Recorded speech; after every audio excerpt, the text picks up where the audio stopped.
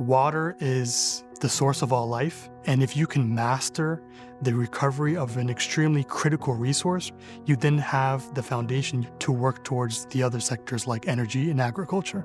The ginseng is our flagship smart and modular water treatment system that's built in-house here at 4Earth. It has a hardware and software component that gets made here and then ships off to an industrial facility or a municipality or even commercial infrastructure so that they can reuse their wastewater back into production or a multitude of facility-wide use, landscaping, cooling towers, you name it. Automation is a key part of the ginseng. The more you automate, the easier it's on the operator. Premier team has been great, especially with the transition from a different supplier to Siemens.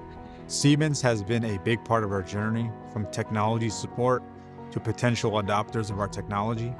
They've been great in helping us convert our control stack from various different suppliers over to the Siemens stack to make everything uniform and unified. We focus on what we're good at, which is the automation, and we allow companies like 4Earth to focus on what they're good at, which is the water purification. Our system is open and it's flexible. So 4Earth, they program in Figma. And so because our system is open, we're able to take that into our TIA portal environment and allow them to show their high fidelity graphics on their HMI.